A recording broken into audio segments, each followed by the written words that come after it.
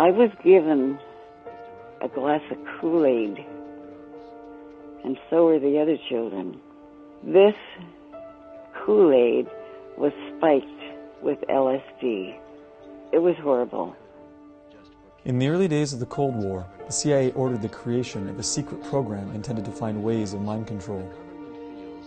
They funded an army of psychiatric institutions across the United States and Canada to perform experiments on unsuspecting patients using psychedelic drugs, sensory deprivation, electroshock treatment, and more. The program was known by its codename, MKUltra.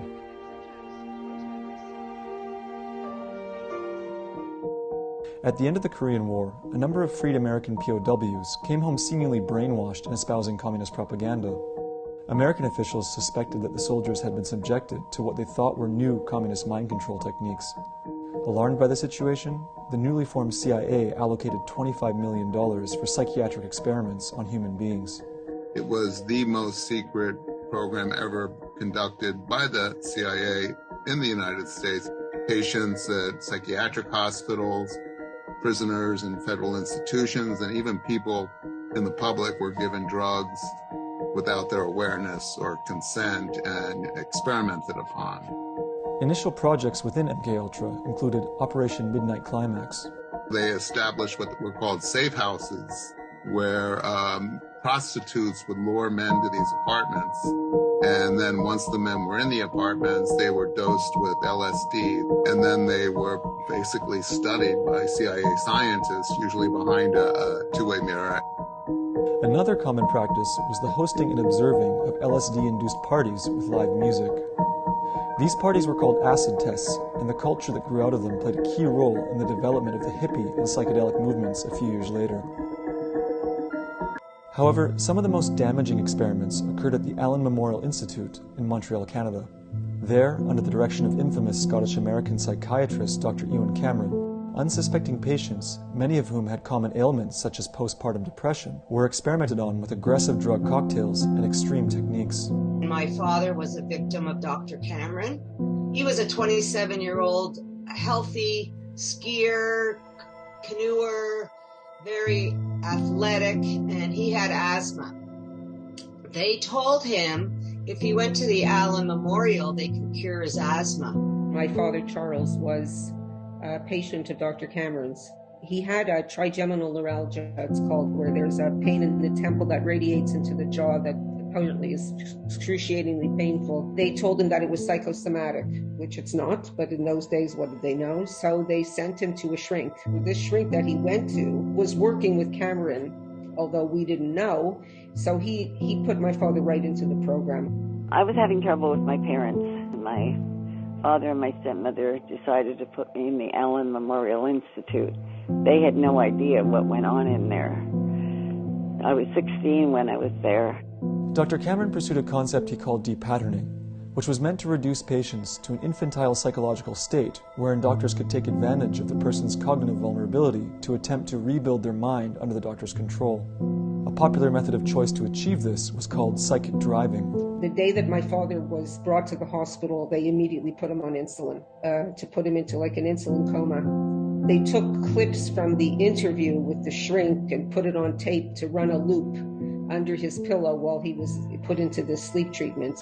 He also was put in an insulin coma for 36 days with a recording beside him saying that your mother hates you over and over and over and over and over.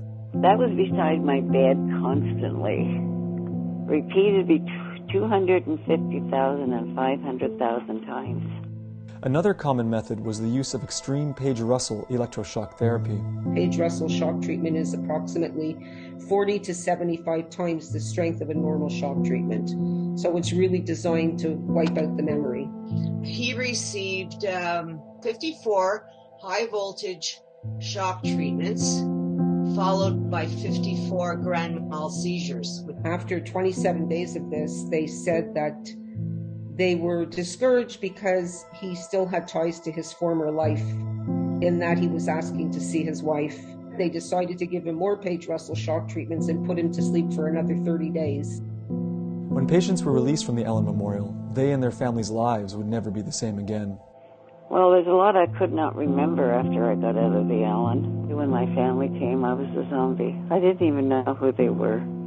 He never came out the same. He had a blank look in his eye. He didn't know who we were. He didn't know we were his daughters. He lost his job. We went into poverty after he came out. He had said in his interview with the shrink that I was the apple of his eye.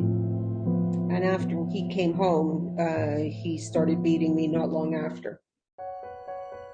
In 1973, the MKUltra program was terminated, and some of the evidence of its activities was systematically erased. The whole thing was basically discovered because of a whistleblower named John Marks, who wrote the first book really about the program called The Search for the Manchurian Candidate. There were congressional hearings here in the United States in the mid-70s after it had been exposed.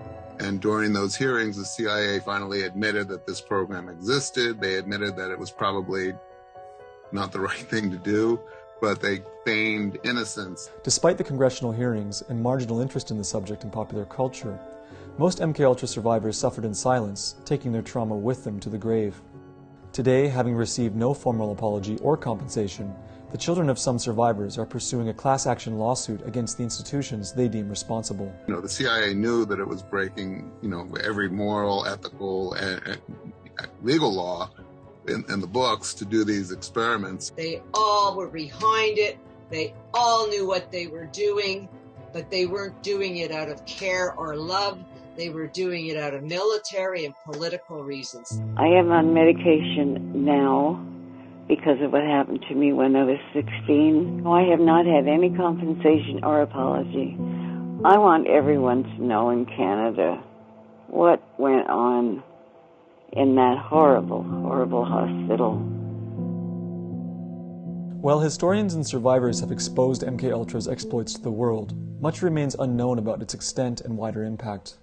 Given the highly sensitive nature of the program's activity, it is likely this will remain the case for years to come.